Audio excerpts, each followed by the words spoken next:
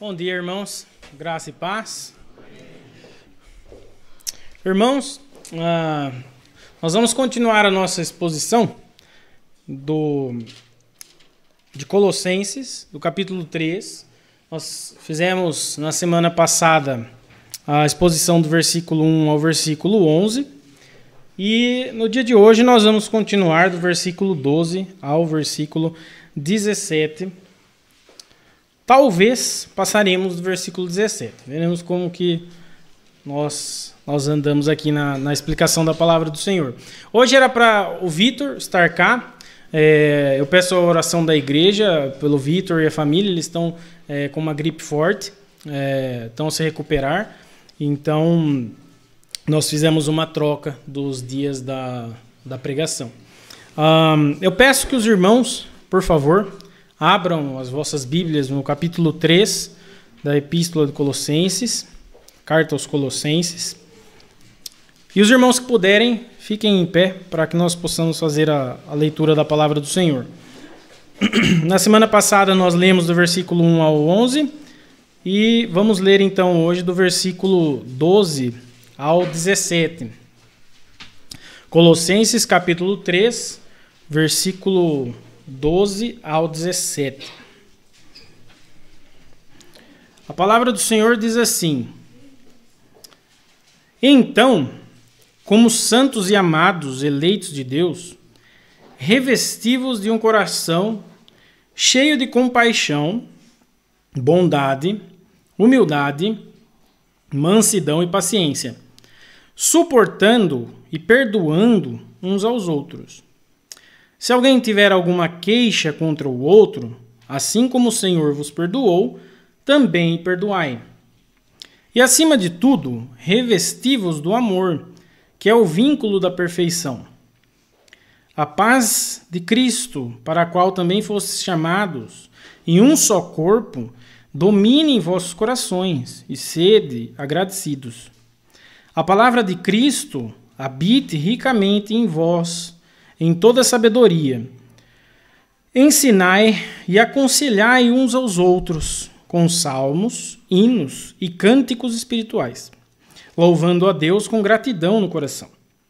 E tudo quanto fizerdes, quer por palavras, quer por ações, fazei em nome do Senhor Jesus, dando graças por ele a Deus Pai. Vamos orar, irmãos. Senhor, nosso Deus, nosso Pai, obrigado, Senhor, por mais uma oportunidade que o Senhor nos dá, Senhor, de lermos a sua palavra, Senhor, de escutarmos aquilo que o Senhor quis deixar para nós como um guia, Senhor, das nossas vidas, Senhor. Tende misericórdia de cada um que aqui está, Senhor. Perdoa os nossos pecados, Senhor. Ajuda-nos a compreender a sua palavra, Senhor, a sua lei, Senhor, os seus desígnios, Senhor. Tem misericórdia de nós. Abre-nos o entendimento para que nós possamos agir de acordo com a sua vontade e não de acordo com a vontade de preceitos humanos, Senhor.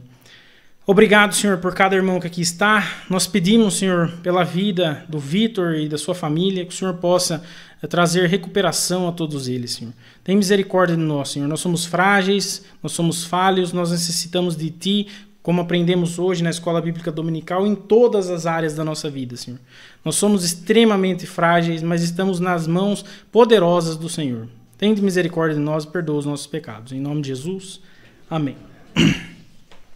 Irmãos, nós vamos fazer aqui um pequeno resumo do que nós vimos na semana passada.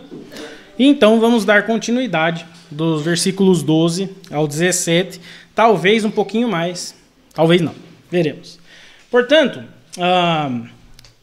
esta carta foi escrita pelo apóstolo Paulo. A data da carta, novamente, é cerca de 61, 62 depois de Cristo. Paulo estava em prisão domiciliar em Roma. O propósito da carta era fundamentar e estabelecer os colossenses no conhecimento de Cristo contra as heresias. Novamente, esta igreja estava enfrentando vários tipos de ensinos falsos, que circundavam as doutrinas da igreja, o verdadeiro evangelho, e tentavam fazer com que os membros se desviassem da verdade. Essa igreja estava ali em volta dessas doutrinas estranhas. O livro basicamente divide-se em 6 seções: introdução do capítulo 1, versículo 1 ao 14, a glória da supremacia de Cristo, no capítulo 1, versículo 15 ao 23, o ministério de Paulo e a sua preocupação quanto aos Colossenses, capítulo 1, versículo 24 ao capítulo 2, versículo 7, a advertência de Paulo e a sua solução quanto ao falso ensino, capítulo 2, versículo 8 ao 23, a descrição da vida cristã por Paulo, capítulo 3, versículo 1 até o capítulo 4, versículo 6, e as palavras finais, capítulo 4, versículo 7 ao 18. Eu estou dizendo isso muito rapidamente, porque os irmãos depois podem voltar na gravação, pausar e perceberem a divisão da carta e fazer um estudo da carta toda, tá bem? Agora, muito rapidamente, só para os irmãos relembrarem as sessões do livro e a sessão que nós estamos tratando, que é a quinta sessão, a descrição da vida cristã por Paulo. Paulo está aqui dando vários ensinamentos práticos de como é a vida do cristão depois, a vida da pessoa que foi salva, como ela deve ser, o que ela deve deixar para trás e o que ela deve agora acolher. O capítulo 1, então, fala da supremacia de Cristo. O 2 fala da liberdade que há em Cristo.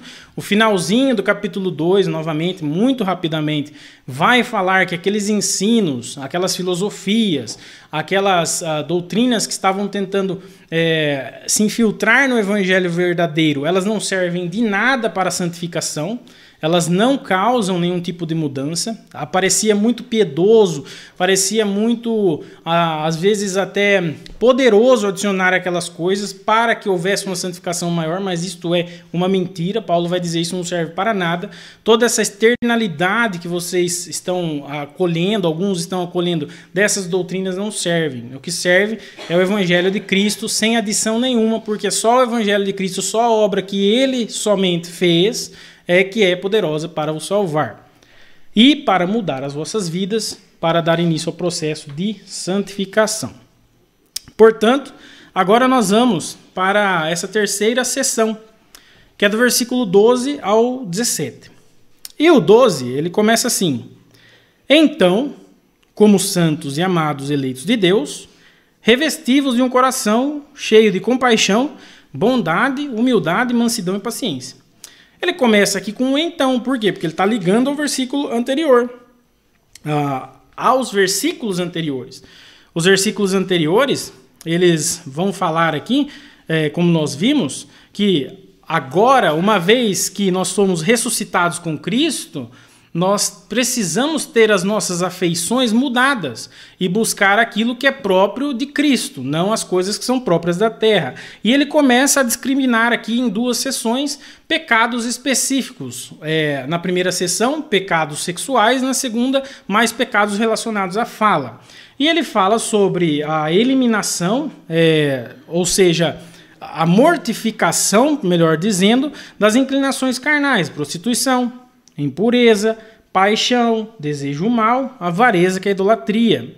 Ele diz que é por causa dessas coisas que a ira de Deus vem sobre os desobedientes, lembrando que uma pessoa, antes de ser salva, ela está debaixo da ira do Senhor, o Senhor está irado com o pecador e com o pecado, e isso atrai a ira do Senhor, os pecados, a vida em pecado, nestes tipos de pecados sexuais, por exemplo, e claro, outros. Nesses pecados, vocês também andavam, agora já não devem andar mais, vocês foram salvos, foram ressuscitados com Cristo, são nova criatura.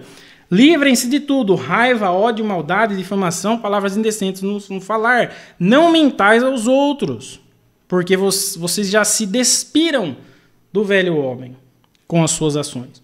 Portanto, ele finaliza aqui, ele vai dizer que em Cristo já não há mais divisões, já não há mais castas. Novamente, hoje na Escola Bíblica Dominical, nós estávamos falando da importância de que o Senhor nos salva e nos insere no corpo de Cristo. Então agora nós somos nós fazemos parte da igreja do Senhor, e ele vai andando e vai dizendo, olha, tendo em conta que vocês foram salvos, que vocês já não devem andar nessas coisas, que tudo isso deve ser repudiado e que a sua afeição precisa estar nas coisas de cima, tendo em conta tudo isso, vocês se revestiram do novo homem e uma vez salvos, agora já não há mais aquela divisão do grego, do judeu. Vocês já não olham para uns para os outros e falam, este é algo, aquele é outra coisa. Não, vocês são um só em Cristo Jesus, já não há mais essa divisão.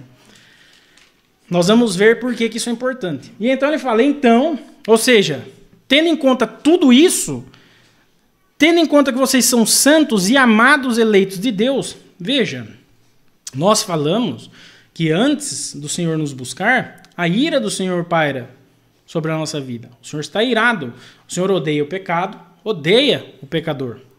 Mas, uma vez que o Senhor nos busca, nos dá um coração de carne, nos regenera, nos salva.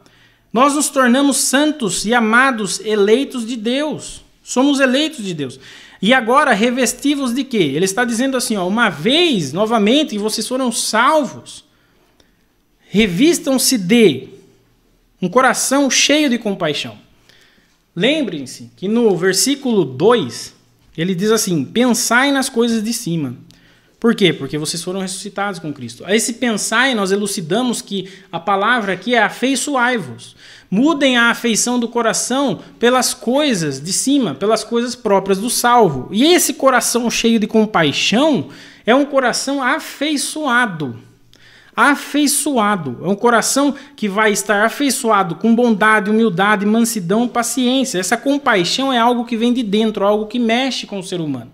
Percebe? Há uma certa ligação entre esses versículos. E ele vai dizer assim, bondade, humildade, mansidão e paciência. Já não tem mais nada a ver com aquela malícia da qual vocês viviam. Com aquelas inclinações relacionadas à prostituição, ao falar, à difamação, ao pensamento mau. Agora devemos buscar, devemos nos revestir destas virtudes. Compaixão, bondade, humildade, mansidão e paciência. É interessante que ele vai continuar dizendo assim, suportando e perdoando uns aos outros. Isso aqui é muito importante, irmãos. Lembrem-se que nós dissemos que uma vez salvos, nós já não estamos mais sob o domínio do pecado, mas o pecado, a presença dele ainda permanece. Portanto, nós agora começamos a mortificar, é uma luta. Esta luta agora ela é possível, por quê? Porque agora salvos temos o Espírito Santo. Só que é uma luta. E nós precisamos, por exemplo, suportar e perdoar uns aos outros. Esse suportar é literalmente ser capaz de aguentar coisas que talvez venham nos ferir. Às vezes, num relacionamento com o irmão, eu tenho que suportar certas coisas. Imagine, irmãos, o novo convertido, quantas coisas ele ainda há de aprender. Quantos vícios do passado ele ainda traz. E há essa necessidade de suportar uns aos outros. Tanto os irmãos comigo, tanto eu com os irmãos. O nosso relacionamento precisa ser permeado com cuidado e com paciência e com esta predisposição a suportar, a aguentar uns aos outros. Perdoando uns aos outros. Ou seja, às vezes um irmão vai me magoar e eu vou magoar um irmão. E é necessário haver esse coração que perdoa, esse coração que compreende, esse coração que tem em mente o versículo anterior. Nós somos agora um, nós fazemos parte do corpo. E este corpo está ainda marcado pela presença, não o poder do pecado, mas a presença do pecado. E o pecado vai causar certos incômodos. É necessário que nós tenhamos este coração predisposto para suportar, aguentar, perdoando uns aos outros. Se alguém tiver alguma queixa contra o outro, assim como o Senhor vos perdoou, também perdoai. É interessante porque isso nos lembra de Mateus 6, versículo 12, a oração do Pai Nosso. O Senhor diz que nós temos que perdoar, assim como nós fomos perdoados. Vejam, então, sempre lembrando, Paulo está caminhando, imaginem novamente o contexto, Colossenses, Paulo está tentando trazer à mente deles a obra de Cristo, o que Cristo fez, que Cristo é supremo, que tudo aquilo que estão tentando inserir no Evangelho não vale de nada, as filosofias, o misticismo, o falar com anjos, aquilo não serve de nada, ou seja, Cristo é tudo em todos. Uma vez nós somos inseridos neste corpo, nós fazemos parte desse corpo, assim como aquele outro irmão também foi salvo, eu fui, pela graça, porque os dois são pecadores, todos nós somos pecadores, o Senhor buscou pela sua misericórdia, e nós precisamos ter esse contexto sempre na nossa cabeça para que não venhamos a nos repudiar como superior ao outro. Porque se eu me repudiar como superior ao outro, se eu tiver uma ideia de que eu sou superior ao meu irmão, todo tipo de outro pecado vai começar. Porque eu vou começar com difamação, vou começar com pensamento mau, eu não vou suportar. Então é necessário que nós venhamos a lembrar a nossa condição, todos pecadores. E o processo de santificação, ele ocorre em passos diferentes. É óbvio que alguém que se converte recentemente tem muito ainda a caminhar com o Senhor. Enquanto um irmão que já está há 40 anos caminhando com o Senhor. E é necessário que nós tenhamos esse contexto. Somos todos necessitados da graça, da misericórdia do Senhor, deste processo de santificação. Precisamos perdoar uns aos outros. Novamente, irmãos, como nós aprendemos hoje na escola bíblica. Isso não é fácil. Não é fácil. É necessário meditar na palavra. Lembrar quem nós somos. E lembrar quem nós somos é doloroso. Nós somos pecadores. Quando nós olhamos novamente para dentro de nós, nós vemos a podridão do pecado. É necessário lembrar que somente em Cristo e o que Ele fez para nos salvar é suficiente para nos ajudar e nos capacitar através do processo de santificação. Não é a minha avaliação do meu processo de santificação colocando o outro abaixo de mim, mas é um processo do corpo de Cristo. Um processo que exige paciência uns com os outros. Também perdoai. Acima de tudo, revesti-vos do amor, que é o vínculo da perfeição.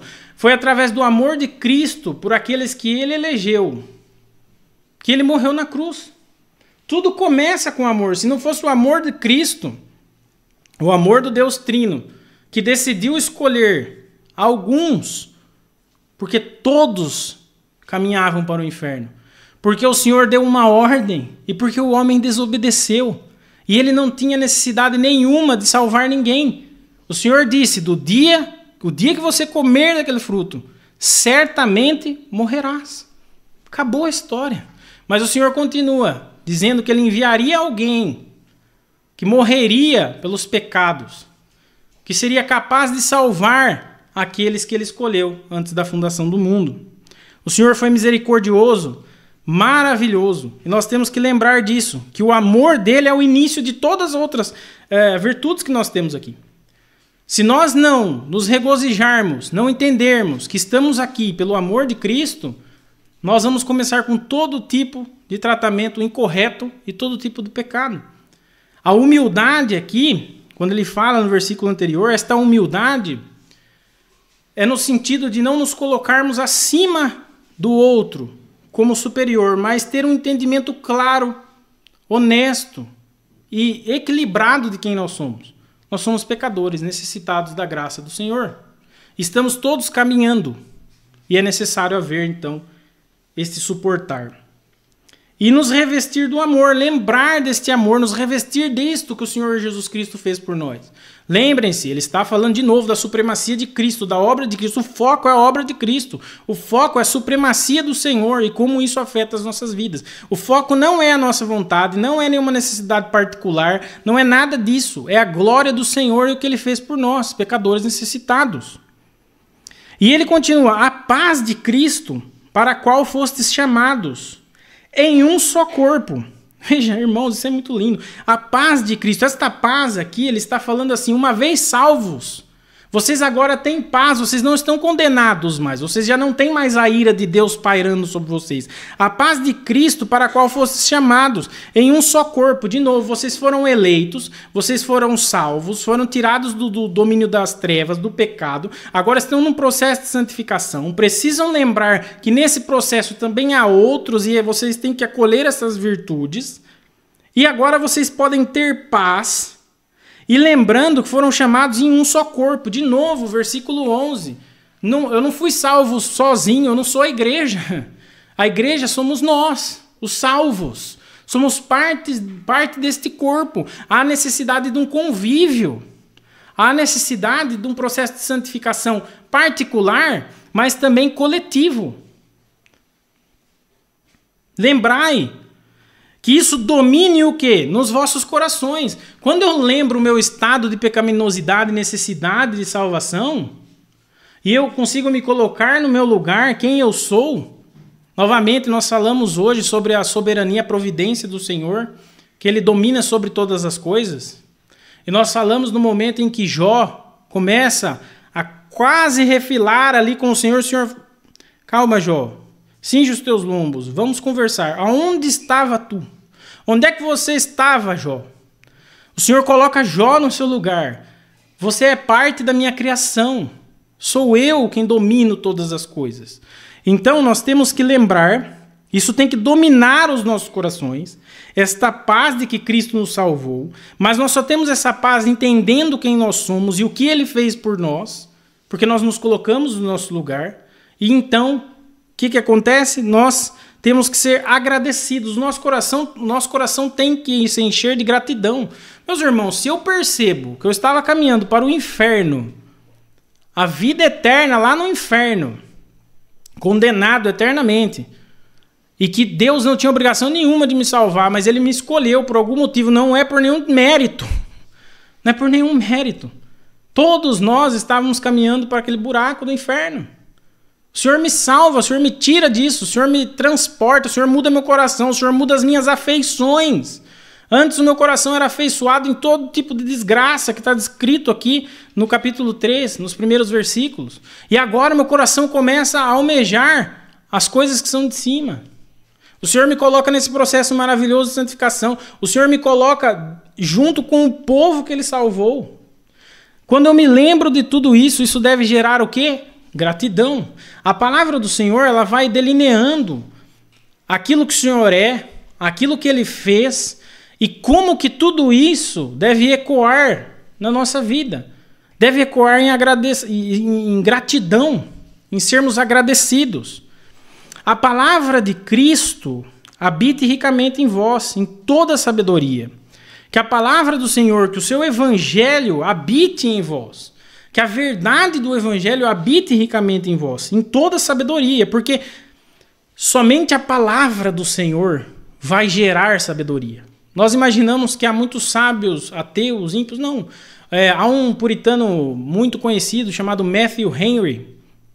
E nos seus comentários ele já começa dizendo que o ímpio é um tolo. O ímpio não tem noção, não tem sabedoria nenhuma. Porque a sabedoria está no Senhor. Se ele não conhece o Senhor, não há como ter sabedoria. A fonte de sabedoria é Cristo, é o Deus Trino. Então que a palavra do Senhor, que o evangelho de Jesus Cristo habite ricamente em vós em toda sabedoria. E aqui ele vai dar um outro ensinamento. Ensinai e aconselhai uns aos outros com salmos, hinos e cânticos espirituais, louvando a Deus com gratidão, de novo, chamando a atenção para a gratidão no coração. Então nós temos que estar gratos no Senhor. Veja, é interessante isso é muito importante para a igreja. Isso também, nós vamos ter um ensino muito parecido com esse no livro de Hebreus. Nós, como irmãos, como parte deste corpo, como debaixo do evangelho de Cristo e da doutrina da palavra do Senhor, nós temos aqui um ensinamento, ensinai e aconselhai uns aos outros. Mas eu devo ensinar, eu devo aconselhar o meu irmão com as minhas ideias, com os meus pensamentos, com aquilo que eu acredito? Não. Ele está dizendo com salmos, hinos e cânticos espirituais. Muitos comentaristas vão dizer que esses três termos são praticamente a mesma coisa, se referindo ao saltério, se referindo aos salmos. E o que tem nos salmos, meus irmãos? Ensinamentos da palavra do Senhor. Muitos salmos vão chamar a nossa atenção para o nosso estado de pecaminosidade, para quem o Senhor é. Vai nos chamar a atenção para louvar o Senhor pelo que Ele é.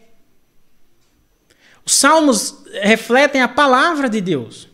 Nós temos que exortar uns aos outros, aconselhar e ensinar com a palavra de Deus. Não com as nossas ideias, não com os nossos pensamentos, mas os pensamentos que saem da palavra do Senhor. Se eu tenho um irmão próximo de mim que está sofrendo algo e eu o conheço, eu tenho que ter conhecimento da minha Bíblia, da palavra do Senhor, para poder ajudá-lo, talvez animá-lo com um salmo, talvez ler uma passagem juntamente com o irmão e tirar dali ensinamentos que vão ajudar ele. como nós aprendemos hoje sobre a providência do Senhor. Esta vida é cheia de sofrimento. A palavra não mente sobre isso e a realidade está aí. Nós vivemos em uma época em que as pessoas querem fugir do sofrimento, mas o sofrimento é uma realidade. O sofrimento iniciou-se no dia em que houve a quebra da lei do Senhor, a desobediência feita por Adão. Naquele dia o sofrimento começou, e ele só vai terminar no dia da glorificação. Então nós temos que lembrar que somente a palavra de Deus vai nos guiar nos momentos mais difíceis da nossa vida. Quem Deus é, acolhendo a sua soberania, a sua providência, rebaixando a nossa mente, humilhando a nossa mente, percebendo que nós não temos como conhecer os conselhos do Deus Trino. Mas Ele é santo, justo e bom. E isso tem que ecoar todo santo dia nas nossas mentes. Santo, justo e bom. Eu estou sofrendo, Deus é santo, justo e bom. Eu estou sangrando, Deus é santo, justo e bom. Está tudo bem na minha vida, Deus é santo, justo e bom. Ele sabe de todas as coisas. Somente Ele. Nossa mente é fraca para perceber tudo o que Ele é. Então a palavra de Cristo habite ricamente em vós. Ensinem e aconselhem uns aos outros com salmos, hinos, cânticos espirituais, louvando a Deus com gratidão no coração. E aí ele continua. Tudo quanto fizerdes, quer por palavras, por ações, fazei em nome do Senhor Jesus, dando graças por Ele a Deus Pai. E aqui nós vamos para mais um ensinamento. Não é fazer as coisas e dizer assim, em nome de Jesus. Não é só isso, entendeu? Não é nesse sentido, mas sim de acordo com a vontade de Jesus. Fazei tudo de acordo com os preceitos de Jesus Cristo. Como que eu faço em certa situação no meu trabalho? Como que eu vou agir em certa situação no meu relacionamento familiar? De acordo com os preceitos da palavra do Senhor. Mas para isso nós precisamos conhecer a palavra do Senhor, porque se eu não conhecer a palavra do Senhor, como é que eu vou agir? Se eu não ler a palavra do Senhor, se eu não me aprofundar na palavra do Senhor, como eu vou agir? Com as minhas ideias, com as ideias que me foram incutidas pela sociedade à nossa volta. Mas nada disso nos interessa, o que nos interessa é a palavra do Senhor. E está aqui, o Senhor vai delineando as formas que nós temos que agir. Já temos aqui várias. Temos aqui várias. A eliminação das nossas inclinações. E, de novo, muito importante. Veja que ele usa inclinação. Nós somos inclinados ao pecado. Agora que o Senhor nos salvou, nós temos uma nova inclinação que são as coisas espirituais. Mas ainda há o pecado que nos chama a atenção. Nós precisamos lutar com ele. Fazer o processo de necrose. E para isso, precisamos nos revestir de tudo isso que ele está dizendo. Lidando com os irmãos, fazendo parte deste corpo. Veja, meus irmãos, que nas Escrituras, é estranho às Escrituras a ideia de um desigrejado. Porque tudo isso está dentro do contexto da igreja. Não tem como eu viver isso daqui sozinho. Eu vou suportar e perdoar quem se eu viver fora da igreja? Veja, as Escrituras não reconhecem o desigrejado. Não reconhecem. É claro que há casos específicos de pessoas que estão em lugares onde não há nenhum tipo de igreja, não há nenhum tipo de congregação, está tudo deturpado, está uma desgraça total, que é a situação de muitos lugares. Mas isso precisa ser temporário também. E um cristão nesta situação, ele sofre. Ele não diz assim, não, eu sou a igreja. Não. Se ele tem essa atitude, ele já tem um grande problema aí. Um cristão que está numa situação dessa, um cristão verdadeiro, ele sofre, ele quer uma igreja, ele quer um povo para estar junto. Percebem, meus irmãos? Então, Paulo continua dando as instruções de como deve ser a vida do cristão, daquele que foi salvo pelo Senhor Jesus Cristo. Que nós possamos, então, aprender que há uma mudança. Se você conhece um cristão que já faz 20 anos e que não mudou em nada, você conhece desde o começo, não mudou em nada as práticas, os pensamentos, os desejos. Meus irmãos, nós não podemos nos enganar. Nós temos que conversar com essas pessoas, chamando-as ao arrependimento. Porque muito provavelmente não conheceram o verdadeiro evangelho. O evangelho causa mudança. Você pode ter um familiar caminhando para o inferno. É claro, eles vão, no primeiro momento, a maioria das pessoas vos odiar. Porque imagine falar para um cristão de 15, 20 anos, olha, você não mudou nada. Você realmente creu?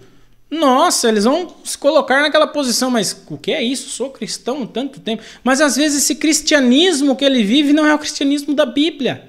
Ele está caminhando para o inferno. De novo, nós aprendemos hoje na escola bíblica, irmãos, isso é muito importante. A mensagem do evangelho é o centro de todas as coisas. E quando nós pregamos o evangelho como ele é, ele fere. Não tem como o evangelho não ferir. Apontar os pecados de uma pessoa, mostrar para ela que diante da lei de Deus ela transgride e que transgredindo a ira de Deus, do Criador, está sobre ela, isso não é algo confortável. É por isso que nós precisamos novamente, meus irmãos, rever as nossas mensagens evangelísticas. Jesus te ama. Não é verdade se essa pessoa não foi salva. Antes da salvação, Jesus odeia o pecador. A palavra vai mostrar, não sou eu. A ira está sobre esta pessoa, ela está condenada. Uma vez que o Senhor a busca, ela passa a ser amada pelo Senhor. Mas enquanto ela não for salva, ela está debaixo da ira. Porque caso contrário, você está dizendo Deus ama o pecador e o pecado.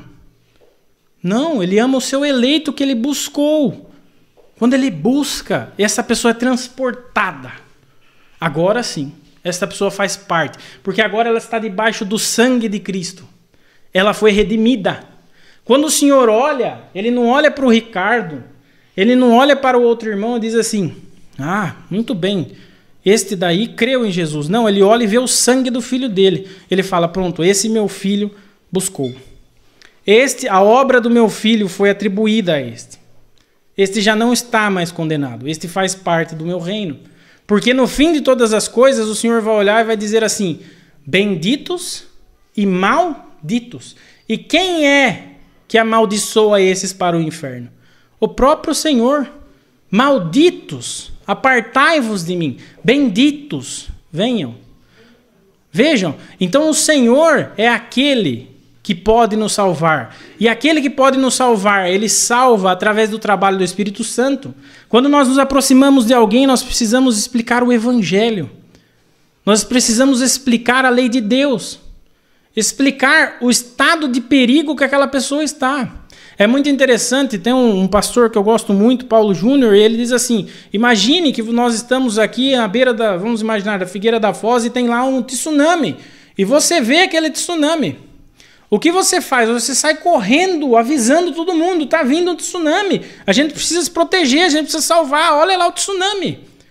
O inferno está ali, as pessoas estão caminhando para o inferno, você precisa falar para ela, olha, pegue esta boia.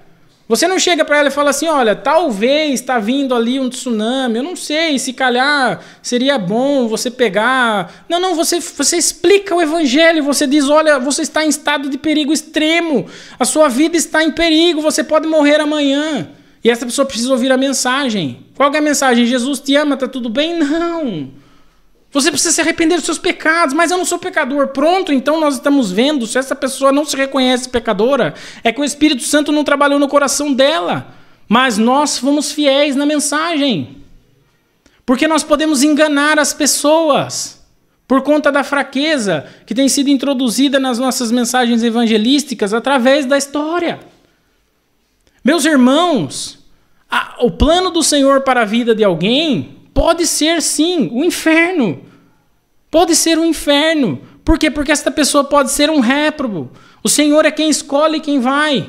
O Senhor quem trabalha no coração. Se o coração de uma pessoa não é quebrantado, o Espírito Santo não trabalhou nela. Nós precisamos pregar a mensagem que salva. O Senhor não diz, vá e salve as pessoas. Não, vá e pregue a mensagem. Quem faz o trabalho é o Deus Trino que criou todas as coisas. É o Espírito Santo que vai pegar a mensagem do Evangelho. Eu sou somente aquele que carrega. Eu entrego. Há pecado, há necessidade de arrependimento e há salvação. E quando o Espírito Santo abre o coração, o que acontece? O que acontece? A pessoa olha e fala assim, eu sou um pecador, eu necessito de salvação, eu entendi. Como que eu posso ser salvo? E você explica através do seu arrependimento e através da obra de Cristo e crer que Ele é o único capaz de te salvar. Isto, é nisso que está a salvação. É nisso. É dolorosa a mensagem. É dolorosa, ela fere, ela destrói tudo que nós cremos até o ponto da salvação. No dia da nossa salvação, meus irmãos, é como se a nossa vida estivesse deste lado e a palavra do Senhor estivesse aqui. E de repente, o que o Senhor faz? Olha, tudo o que você viveu, a maior parte de todas as coisas que você viveu na sua vida, precisa agora ser destruída para ser conformada à minha vontade. Aquilo que você pensa sobre família não é a verdade, é o que eu planejei para a família. Aquilo que você pensa do trabalho não é a verdade é o que eu planejei para o trabalho. Aquilo que você pensa sobre a sua vida, sobre quem você é, não é, eu sou uma pessoa boa, eu não matei ninguém, tento viver uma vida sem magoar o meu vizinho. Não tem cabimento isso que eu sou um pecador. Deus não abriu o coração. Porque quando nós olhamos e conseguimos perceber, de acordo com a palavra, a santidade do Senhor, nós cantamos santo, santo, santo. Ele é puro. Não há compatibilidade com a sujeira do pecado. O Senhor é puro, santo, criador de todas as coisas. E só pode se achegar a Ele aquele que está coberto pelo sangue santo de Jesus Cristo. Caso contrário, não há como. Meus irmãos, olhemos para o Antigo Testamento. Os profetas, quando estavam na presença do Senhor, eles iam morrendo. E eram os profetas. Era alguém que Deus chamava. Eles iam morrendo. Por quê? Porque a presença da santidade do Senhor não tem compatibilidade com o pecado. Como nós podemos olhar para uma pessoa que muitas vezes vive em pecado e dizer assim, o Senhor te ama? Nós precisamos pregar o Evangelho para ela. O Senhor ama aqueles que Ele salva. Ela precisa entender o perigo que ela corre, que a ira de Deus permanece sobre a sua vida, a não ser que ela creia e se arrependa dos seus pecados. Depois, Jesus ama os salvos, ama a sua igreja e salvará a sua igreja naquele dia. Esta mensagem muda tudo. É isso que Paulo está dizendo. Paulo está dizendo assim, não interessa o que aparecer aqui, não interessa a vã filosofia, não interessa aquele que está dizendo assim, olha, você precisa acreditar em Jesus, mas você precisa também ser circuncidado. Olha, você ter que acreditar em Jesus, mas olha, você sabe, tem umas mensagens dos anjos aí que você precisa começar a ouvir. Não! O que Ele fez foi suficiente. E entendendo o que Ele fez, o que eu sou e como Ele salva, isso tem que causar gratidão, porque eu estava perdido, eu poderia ser aquele que Deus não arrebentou o coração, mas Ele arrebentou o meu, e por que eu não sei, não há nada em mim. Isso causa gratidão, isso causa quebrantamento, isso causa humildade, porque o verdadeiro evangelho arrebenta com o nosso orgulho. Porque se eu faço alguma coisa, eu tive parte, mas se eu não faço nada, eu não tenho como requerer nada, só agradecer. Se alguém faz algo por mim e eu não posso retribuir de forma nenhuma, isso é humilhante. Eu tenho que agradecer. E eu estou num estado de humilhação. Este é o Evangelho das Escrituras. Isso muda tudo. Por quê? Porque isso mostra o coração de quem foi realmente salvo. Que é o coração que Deus colocou lá. Porque antes era um coração de pedra.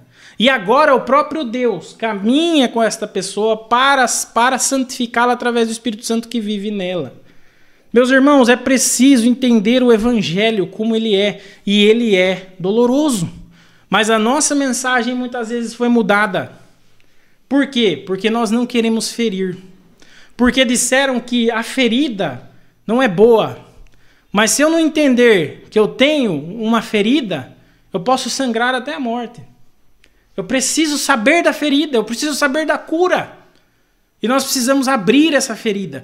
E essa abertura é através da mensagem pura do Evangelho. A mensagem que muitas vezes, meus irmãos, infelizmente vai ser rejeitada. Quando nós chegarmos e gastarmos 30 minutos com uma pessoa e ela disser assim, isso daí é uma grande mentira. Não creio em nada disso. Mas nós fizemos o nosso trabalho. Eu digo pela minha experiência de conversão. Eu me lembro que com 14 anos, 14, 15 anos, 2 garotas foram para a minha escola, 2 garotas americanas, e elas pregavam o Evangelho. Eu falava, você acredita nesta Bíblia? Esse homem escreveu isso. E elas pregavam, e eu... Não, isso não é para mim. E elas continuaram pregando. Paulo diz, quando está a falar da sua conversão, ele fala assim, quando aprouve ao Senhor. Há um momento em que ele busca os seus eleitos. Eu escutei o Evangelho e o meu coração continuou uma pedra, porque não era o momento que o Espírito Santo queria me salvar. Porque quando foi o momento, não interessava o que eu acreditava. O Senhor explodiu o meu coração. O Senhor mostrou minha condição desgraçada de pecador. E eu olhei para ele e falei, eu vou sucumbir, eu só tenho, não há como. E eu entendi o Evangelho. E quando eu contei a essas meninas, elas disseram, eu nunca parei de orar por você. É isso, a nossa função é pregar o Evangelho e orar por essas pessoas. Porque nós não sabemos quem são aqueles que o Senhor escolheu antes da fundação do mundo. Essa é a nossa função. A nossa função não é mudar a mensagem. A nossa função não é evitar os xingamentos e a rejeição. Nós vamos encontrar rejeição. O Senhor fala isso para os apóstolos. Vocês vão pregar, vocês vão encontrar rejeição. Vocês vão entrar em certas cidades que é melhor vocês depois saírem e tirar o pó. Vai embora.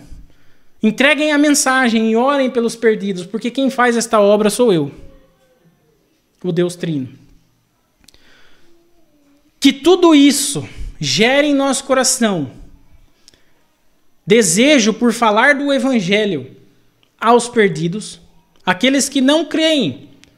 Por quê? Porque nós podemos também ter a paz, a mesma paz que Cristo deu, dizendo, vocês foram salvos. E sendo salvos, agora vocês não estão debaixo da condenação, nós temos a paz de que uma vez que nós pregamos o Evangelho, aquele que criou todas as coisas é que vai fazer esta obra, se for assim da vontade dele. É ele, não sou eu. Mas nós precisamos ser fiéis na mensagem do Evangelho. E nós precisamos perceber que esta mensagem muda a vida das pessoas. Muitos irmãos aqui já têm 20, 30, 40 anos de crente ou mais. Quando olham para trás, se compararem a vida, parece outra pessoa. Isso é o trabalho do Espírito Santo, não é nosso. Que o Senhor possa nos ajudar, quebrantar nossos corações e continuar trabalhando para que nós tenhamos paciência uns com os outros, que nós possamos crescer em santidade uns com os outros, que nós possamos crescer em amor pela sua igreja, que esta junção, a junção dos eleitos, e que também coloque no nosso coração o desejo de enfrentar as dificuldades da pregação do Evangelho, da rejeição, porque é Ele quem faz a obra. Nós só temos que ser fiéis. Senhor, nosso Deus, nosso Pai, obrigado, Senhor, por tudo que o Senhor tem feito. Obrigado, Senhor, por tudo, Senhor, que o Senhor fez nas nossas vidas, Senhor. Nós estávamos perdidos. Somente o Senhor poderia nos salvar. E quando aprouve ao Senhor, a cada um que aqui está, que foi buscado, Senhor, pelo seu Santo Espírito, quando aprouve ao Senhor, não houve coração que resistisse, porque não há como haver resistência do homem. Aquilo que o Senhor quer fazer, o Senhor faz e acontece. O Senhor tem poder na sua palavra. O Senhor tem poder nas suas ações. Poder supremo, nós cantamos, supremo. Não há nada além, não há nada acima. Esta supremacia, esta providência, este poder, esta magnificência é necessária para que nós venhamos entender, Senhor, que nós venhamos a perceber a sua grandeza e quão pequeno nós somos e que o Senhor faz todas as coisas, e que o Senhor nos chamou a pregar a sua mensagem do Evangelho. Capacita nossos corações, dê, Senhor, coragem para que a gente pregue a mensagem que os apóstolos disseram, que os apóstolos pregaram: arrependei-vos e crede. Arrependei-vos e crede. Tende misericórdia de nós, Senhor. Ajude, Senhor, cada um que aqui está. O processo de santificação é árduo, é um trabalho que nós confiamos que o Espírito Santo está fazendo, mas que o Senhor também nos dá um espaço, Senhor, para que a gente possa exercitar os nossos dons, mostrar, Senhor, as nossas necessidades, para que o Senhor possa, Senhor, trabalhar no coração de cada um, nas nossas ações, nas nossas vidas diárias, Senhor. Tem misericórdia de nós, perdoa os nossos pecados. Se há alguém que ouviu a mensagem e que agora teve esse coração aberto, está em desespero, mas e agora? O que eu faço? Creia, arrependei-vos e crede. E busque uma igreja, busque um pastor, pergunte do Evangelho, mostre que você entendeu. E agora creia no Senhor Jesus, arrependa-se dos seus pecados e você será salvo. Caso contrário, a ira do Senhor permanece. É isso que a palavra do Senhor diz. A ira do Senhor permanece, porque ela já estava e agora ela continua, se não há arrependimento e se não há crença em Senhor Jesus Cristo. Tende misericórdia de nós, Senhor. Perdoa os nossos pecados. Ajuda cada irmão aqui, Senhor, nas suas necessidades durante a semana. E que o Senhor possa, Senhor, através dos estudos da escola bíblica, que este material também possa, Senhor, ser benéfico a cada família. Que as famílias coloquem, Senhor, no seu coração de fazer o culto familiar. E que nós possamos crescer em comunidade, em humildade, suportando uns aos outros e desenvolvendo as virtudes que o Senhor preparou, Senhor, para nós, os santos, aqueles que foram buscados pelo seu Espírito Santo.